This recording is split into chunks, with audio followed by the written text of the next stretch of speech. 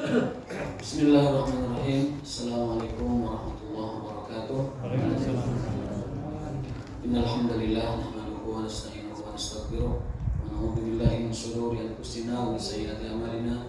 May yahdihillahu fala mudilla lahu wa may yudlil fala hadiya lahu. Asyhadu an la ilaha illallah wahdahu la syarika lahu wa asyhadu anna Muhammadan abduhu wa rasuluhu wa la nabiyya ba'dahu. Addal amanah wa ballagha risalah wa nasaha al-ummah wa jahada fillahi haqqa jihadih hatta atahul yaqin. Tarakana ala mahajjatil bayda lailuha kanahariha la yazigu anha illa halik. Allahumma shalli wa sallim ala hadan nabiyil karim sayyidina ajma'in sayyidil anbiya'i wal mursalin abdul maqmus rahmatan lil alamin wa ala alihi wa sahbihi wa man sara ala nahjihi ila yaumiddin. Allahumma subhanaka la ilma lana illa ma 'allamtana wa 'allimna ma yanfa'una wa zidna ilman. Allahumma rabbana atina fid dunya hasanah wa fil akhirati hasanah wa qina adzabannar. Sadayana abdi ngijinkeun pilih bade sambil ngopi sambil gaganyong enggak pilih santai saja santai ini kajian usul Quran enggak di kopian enggak di sebelum kalau lah Indomie wes semangkok pula ada atos lu haram nuzulul Quran. Sebelumnya tadi saya ingin menguatkan apa sampai mulai Pak Ketua DKM bahwa yang namanya 1000 bulan itu setara dengan 30.000 hari. Kata para ulama, kalau kita ibadah di malam qadar itu setengah malam, itu berarti kita dapat 15.000 hari. Kalau kita mengisi Lailatul Qadar seperempat malam, berarti kita dapat 7.500 hari. Kalau kita mengisi 1 jam saja dari Lailatul Qadar, itu sama dengan kita mengisi 2.500 hari. Jadi 1 jam kita baca Quran sama dengan 2.500 hari kita baca Quran. 1 jam kita zikir di malam itu sama dengan 2.500 hari kita berzikir di hari lain. Makanya jangan disia-siakan malam Lailatul Qadar itu. Hadis-hadis sahih sudah banyak menunjukkan tanda-tandanya. Di antaranya yang paling dapat dipantau secara kasat mata itu adalah cari di malam ganjil, terutama di 27.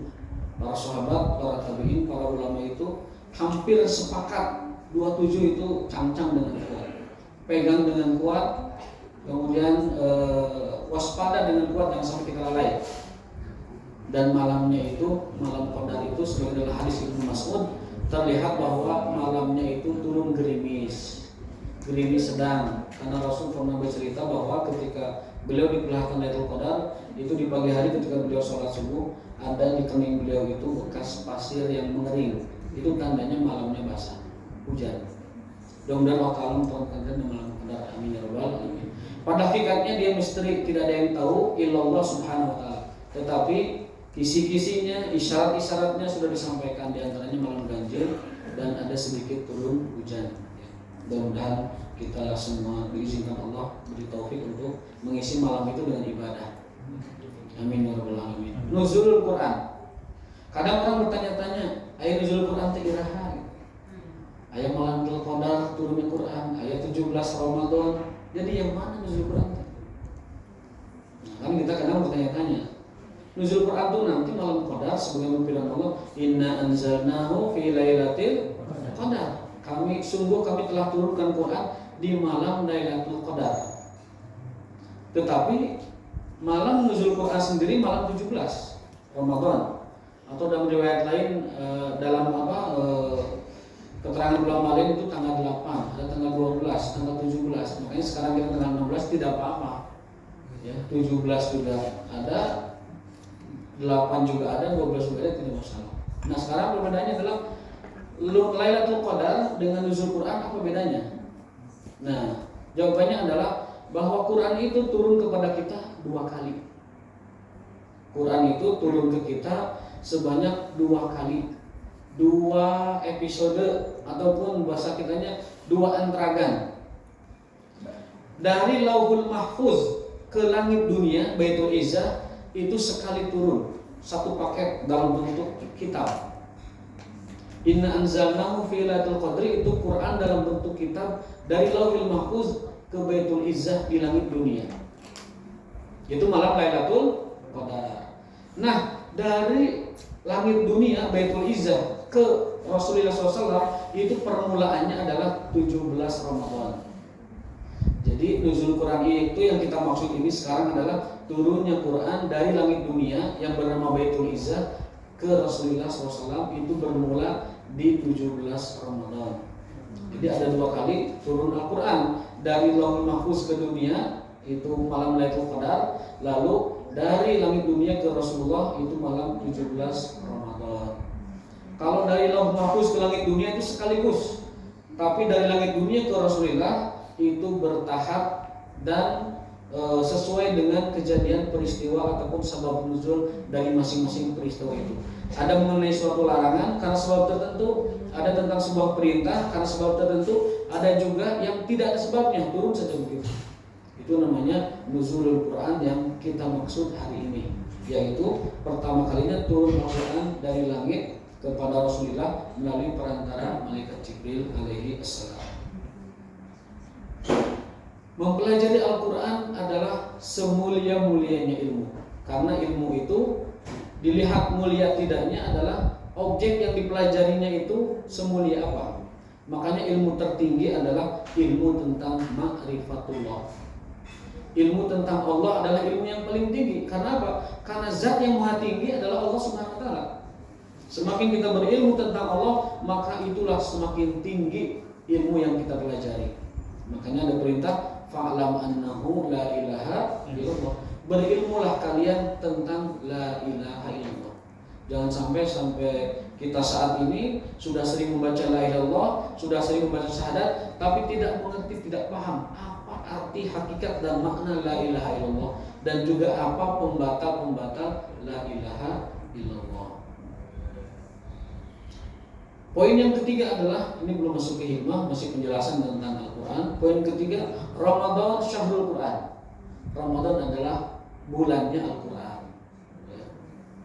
Pertama diturunkannya di bulan Ramadan, itu nuzul as-sani, turun yang kedua dari langit ke hati Rasulullah SAW. Kemudian bulan Ramadan itu bulan Quran. Makanya para ulama yang dulu fokus, misalkan Imam Bukhari fokus kepada hadis-hadis, meneliti hadis sahih dan lain sebagainya, tapi bulan Ramadan beliau tinggalkan ilmu hadisnya, fokus ke Quran. Imam Syafi'i juga sama, meninggalkan kitab fikihnya, fokus kepada Quran. Sehingga disebutkan dalam sejarah Imam Syafi'i itu khatam Quran di bulan Ramadan 60 kali. Kurang mah ayeuna sakali ge acan mah. Acan teu harus wong itu acan sekali. Di pasien di setengah darah yang dek biasa. Terkiat mata harus cepol gitu ya. Nah, susah. Tapi alhamdulillah, mudah-mudahan simulasi hatam mah atas kemarin tah. Entong ya atas.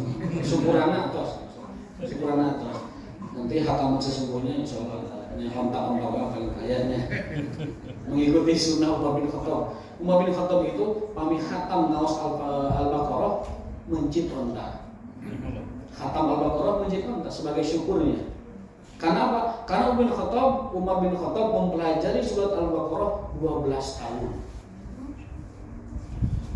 Bacaannya, tafsirnya, tadaburnya, kemudian ma'ani dan hakikatnya, mengamalkannya, beliau itu sampai 12 tahun. Khatam Al-Baqarah, beliau syukuran. Jadi Al-Baqarah dengan segala macam isinya. Yang kita mah tilawah lagi, ayeuna masih nyacan tamat ini tidak begitu. Cantak, mudah-mudahan insya Allah dalam waktu dekat kita bisa menghatamkan. Yakinnya, insyaallah-nya. Insyaallah. Ramadan syahrul Quran. Nah, ibu-ibu atas alhamdulillah ya, mudah-mudahan menjadi keberkahan dan pahala bagi kita sekalian. Amin ya rabbal alamin. Imam Bukhari setiap hari itu menghatamkan Quran. Jadi dari waktu sahur selesai imsak beliau baca Quran. Kemudian subuh kehalang terlewat subuh, maksudnya subuh dulu, lanjut lagi baca Quran sampai maghrib. Berbuka puasa, lalu sholat isya tarawih dan juga lanjut Quran. Jadi dari pagi sampai sore itu puasa itu seluruh harinya itu adalah baca Quran.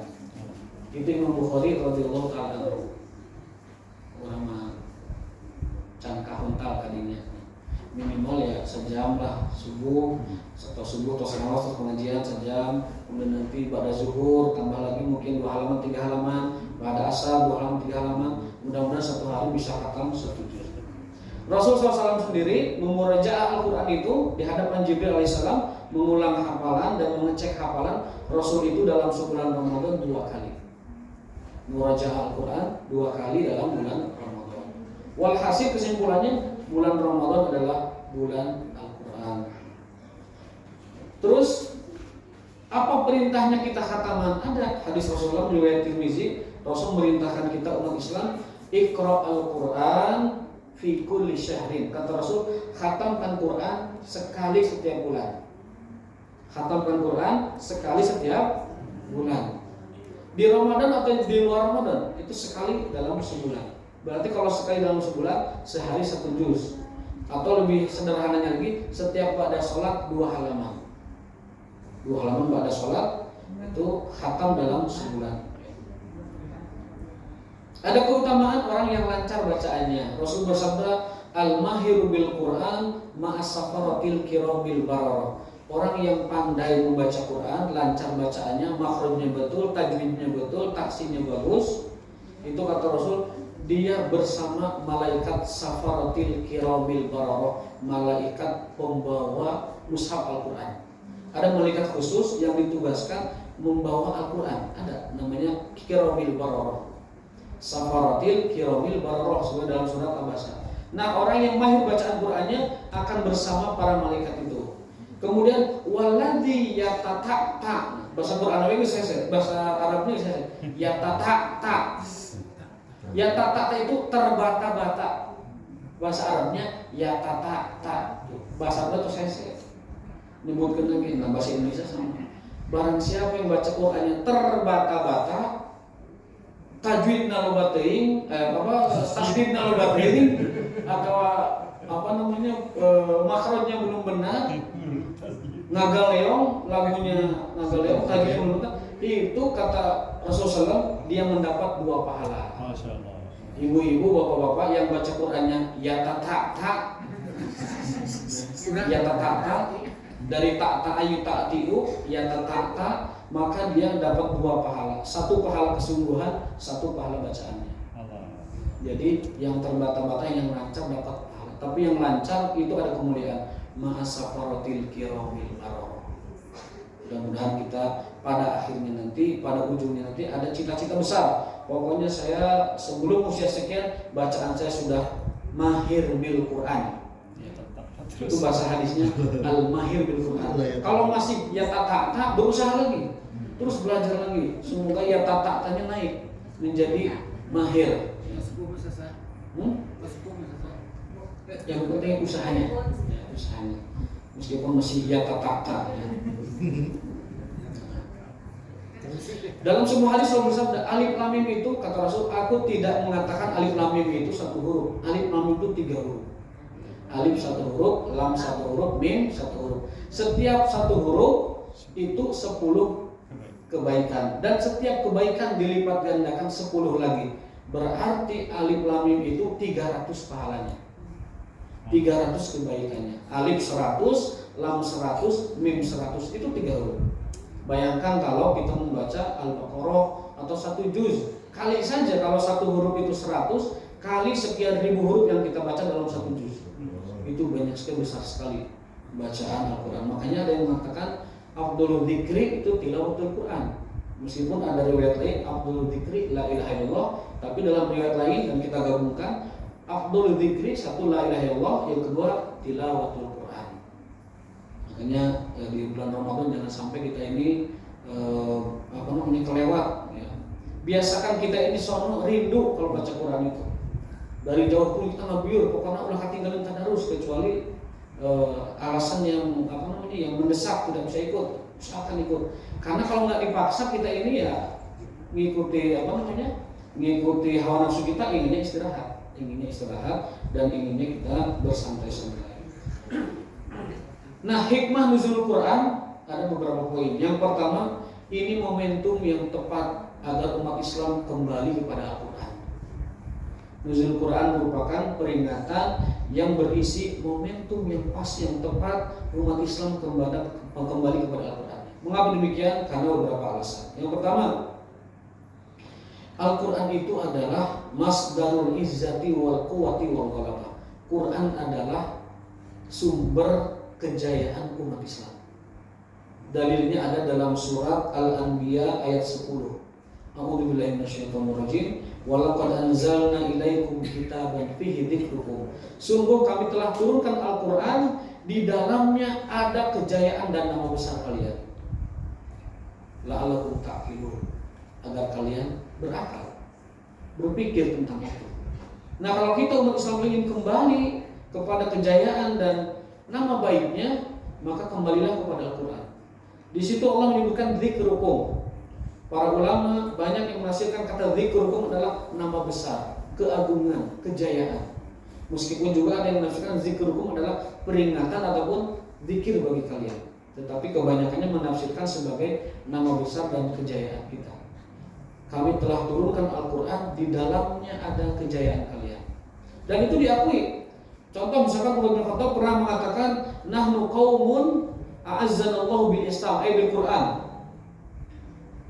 Kita adalah kaum yang dulunya terhina. Lalu datanglah Nabi Muhammad dengan Al-Quran. Setelah kita mendapatkan Al-Quran, maka kita menjadi kaum yang paling disegani di muka bumi. Nahnu qaumun kunna adzillah. Dulu kita ini kaum yang terhina. Bangsa Arab tidak dipandang sama sekali, bahkan dianggap tidak punya peradaban.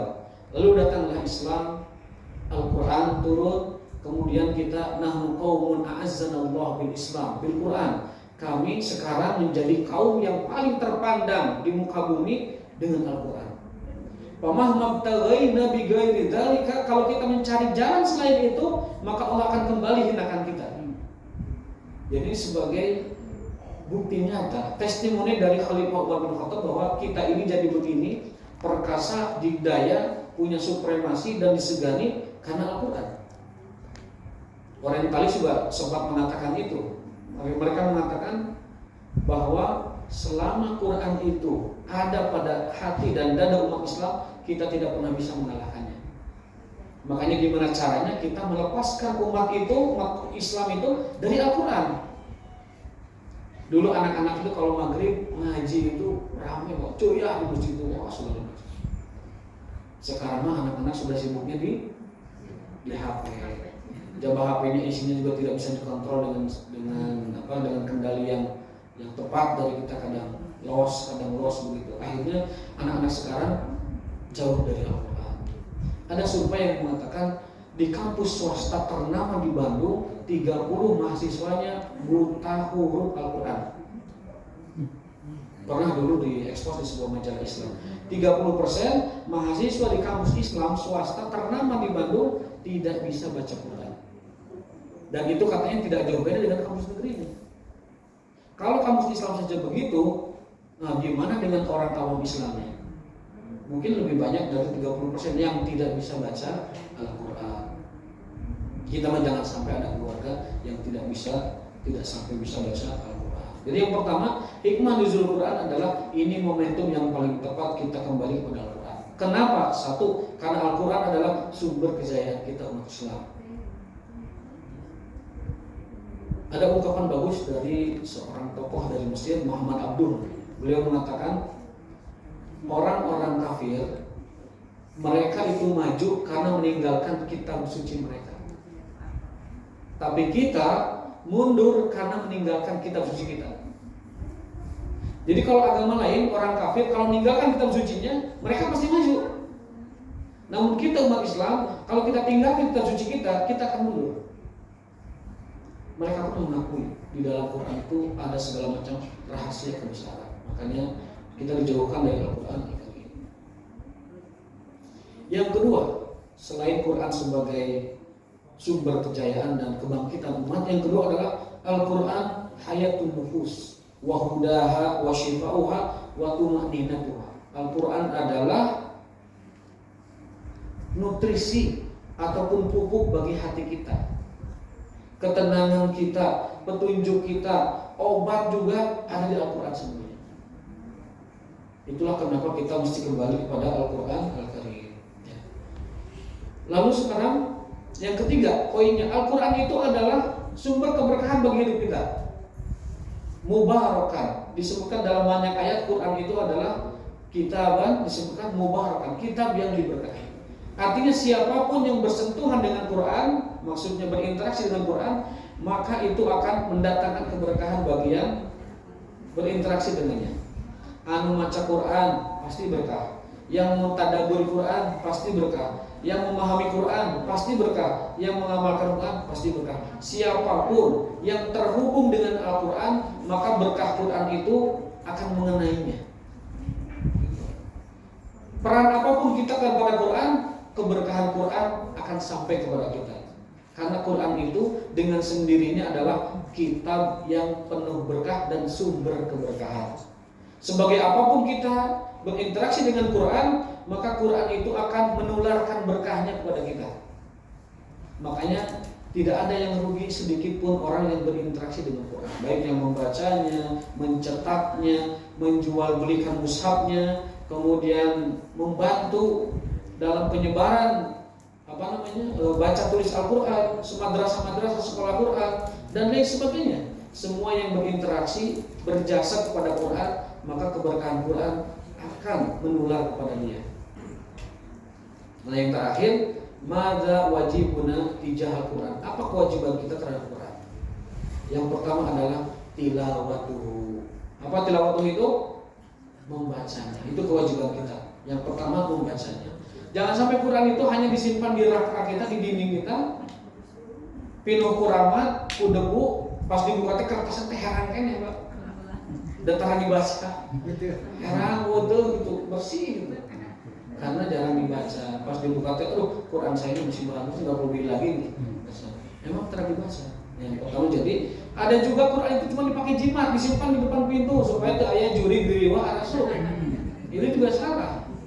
Yang menghalangi jin ataupun syaitan yang sebagainya masuk ke rumah kita bukan mushaf yang ditempelnya, bukan mushaf yang dipajangnya, tapi bacaannya.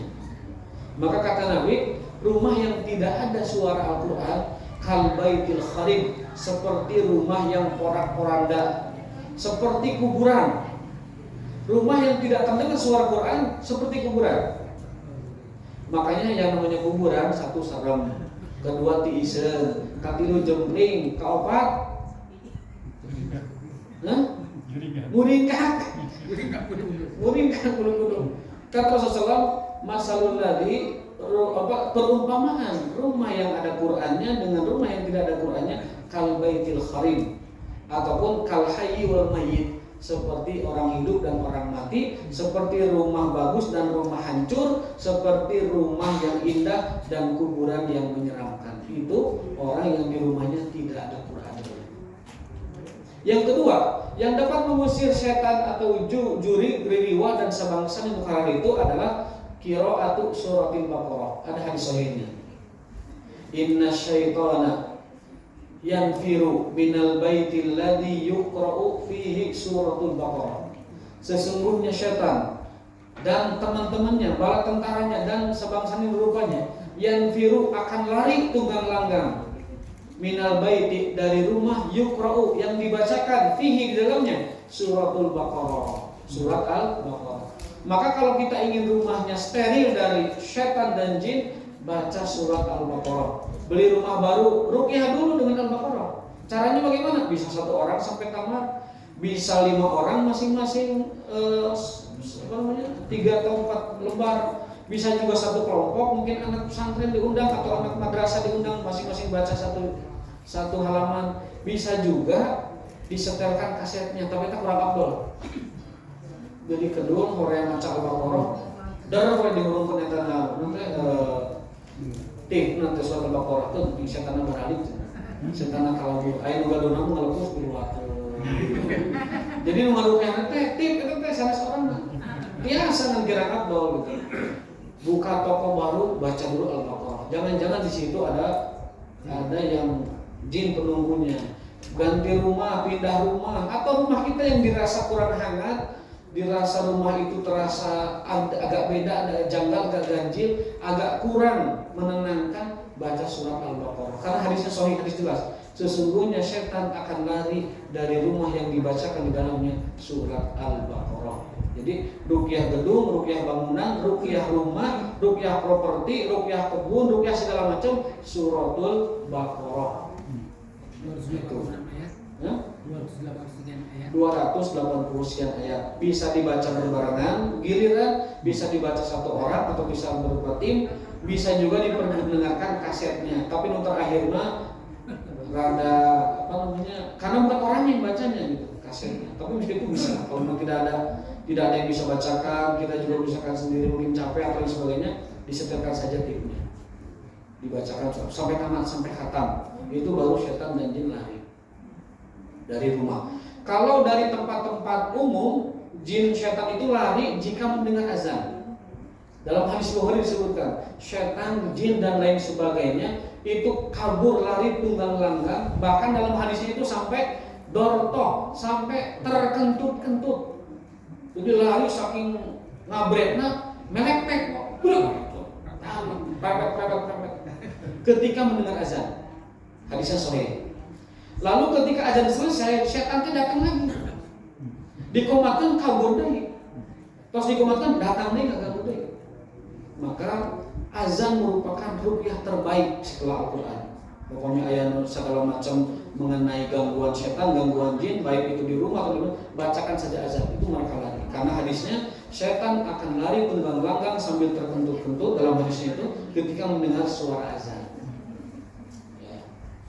Itu fokus yang pertama, tilawah. Pastikan kita punya hizbul yaumi atau wirdul yaumi dari Quran. Sesungguhnya Allah menyukai amalan yang sedikit-sedikit tapi terus. Inna khairul amali indallahi madama wa inqala. Sebaik-baik amalan di sisi Allah adalah yang sedikit-sedikit tapi terus. Itu lebih Allah cintai daripada amal sekaligus, terus kali itu teu maca deui. Baca Quran sekaligus sampai tamat. Kali itu masa tahun terbaca deui. Nah itu tidak disukai. Yang sedikit terus. 3 ayat. Umar bin Abdus mengatakan minimal tiap hari baca 3 ayat. Kalau dia tiap hari baca 3 ayat, berarti dia termasuk ahli Quran. 3 ayat. Cukup. Nanti setelah Ramadan, kalau berlanjut tilawah tadarusnya berarti Ramadan sukses. Karena kata Ibnu Rajab Al-Hambali menafsirkan ayat fa idza faragta fansab wa ila rabbika farghab. Jika kamu telah selesai dari satu ibadah, maka pindahlah ke ibadah yang lain. Itu artinya tanda isyarat amal kita diterima adalah jika amal soleh kita ini, ibadah kita ini melahirkan ibadah berikutnya. Itu cara tanda ibadah kita diterima. Ramadan kita diterima atau tidaknya nanti setelah Ramadan, kalau itu menyebabkan kita termotivasi untuk beramal soleh yang lain, diterima Ramadan kita.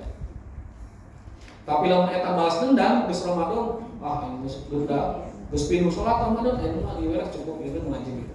Nah, maka itu tanda bisa jadi Ramadannya tidak diterima. Ciri ibadah diterima kalau dia memotivasi kita, memudahkan kita beribadah ibadah yang lain. Nah, mudah-mudahan setelah Ramadan nanti kita terus dapat menjaga ibadah kita sehingga Ramadan kita diterima oleh Allah Subhanahu wa taala. Fa idza qara'ta fansab wa ila rabbika farghab. Berikutnya setelah kita tilawah membaca Quran, langkah kedua adalah fahmuhu, memahaminya. Jangan terhenti di membaca, naikkan levelnya menjadi pemahami. Baca tafsirnya, dengarkan taklimnya, dengarkan pengajian tentang tafsir Al-Quran, minimal juz amma dulu bertahap, terus pelajari. Itu bagian dari kita, uzur kita, supaya dapat alasan di depan Allah bahwa kita mentadaburi Al-Quran. Karena apa? Karena ciri orang yang hatinya dikunci itu tidak mau tadabur, tidak mau tafakur tentang ayat Quran. Afala yatadabbarun al-Qur'ana am ala qulubin aqfaluha. Tidakkah mereka mau mentadaburi, mentafakuri Al-Quran, atau memang hati mereka terkunci?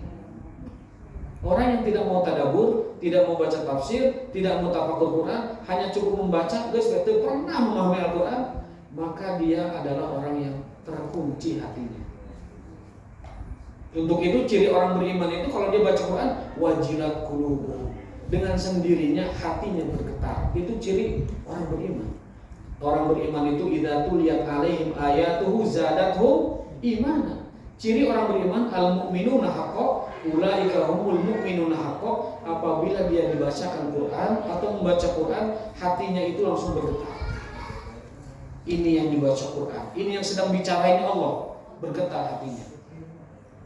Tapi bagaimana kita mau bergetar? Paham ya ente?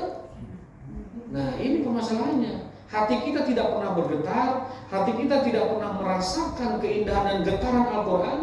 Rasul itu kalau dengar ayat surga nangis, minta kepada Allah surga itu. Kalau dengar ayat neraka nangis, dijauhkan agar dijauhkan dari neraka. Nah, karena kita tidak paham, kita mungkin tidak pernah atau jarang merasakan getaran-getaran Al-Quran itu.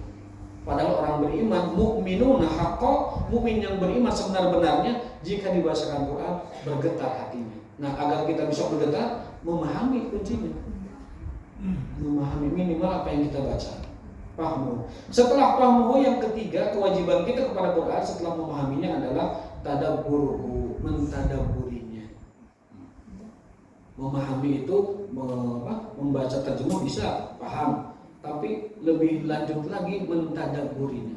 Maka orang yang baca Quran hanya membaca dengan tadabbur jauh berbeda nilainya di sisi Allah.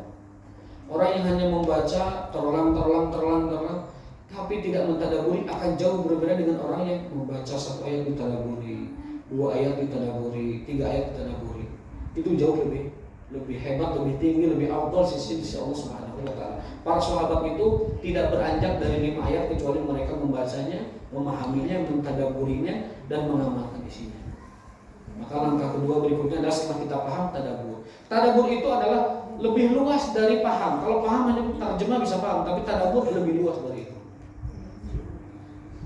Yang keempat adalah amalu bihi, mengamalkannya.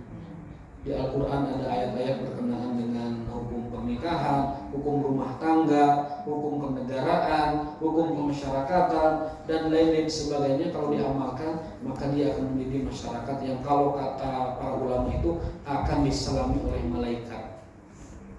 Ya, maksudnya itu kiasan bahwa itu masyarakat yang soleh dan bertakwa kepada Allah. Kalau masyarakat bertakwa kepada Allah, maka keberkahan dari langit akan turun, keberkahan dari bumi akan muncul. Dia menjadi orang-orang yang diberkahi. Wal akhir ad-da'watu ilaihi, mendakwahkan Al-Quran. Kita sudah baca, sudah paham, sudah tadabbur, sudah mengamalkan, dakwahkan. Karena fondasi agama Islam itu Allah jelaskan ada 4. Satu adalah wal asri innal insana illa alladziina amanu iman wa amilus sholihat, amal soleh, wa tawassaw bil haqqi, berwasiat dalam kebenaran, nasihat, wa tawassaw bis sabri, dan berwasiat dalam kesabaran. Artinya apa? Iman, amal soleh, dakwah dan sabar. Itu 4 fondasi masyarakat Islam. Kalau itu diamalkan, maka kita akan menjadi masyarakat yang ideal. Bahkan Imam Syafi'i mengatakan, andaikan Allah tidak menurunkan hujah bagi manusia kecuali surat Al-Asr yang tadi saya baca, maka sungguh itu sudah cukup hujah untuk mereka. Akhirul kalam, karena sudah melebihi 30 menit. Nah, kesimpulannya adalah bahwa kita harus mengambil porsi masing-masing semampu kita dari Al-Quran. Apa maksudnya? Jadikan Quran itu sumber inspirasi kita. Ada ilaqatul istilham, ada hubungan inspiratif kita dengan Quran. Mau berumah tangga, cari inspirasi di Al-Quran tentang rumah tangga. Mau berjualan dagang, cari inspirasi di Al-Quran tentang jualan.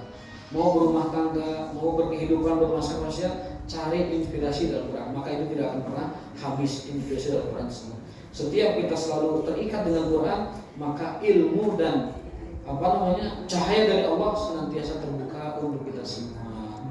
Wallahu ta'ala bishawab, wa ma taufiqun illa billah. Terima kasih atas perhatiannya. Semoga bermanfaat dan mudah-mudahan malam-malam Ramadan sisa yang akan datang kita dapat mengisinya dengan Al-Qur'anul Karim. Ini mencuri Quran hanya sebuah peringatan, hanya sebuah sarana cara untuk kita mengingat dan kembali kepada Al-Quran, yang hakikatnya adalah ini pendidikan buat kita agar kita jangan pernah lepas dari Al-Quran. Amin. Rabbana atina fid dunya hasanah wa fil akhirati hasanah wa qina adzabannar. Rabbana zalamna anfusana wa lam taghfir lana warhamna lanakunanna minal khasirin.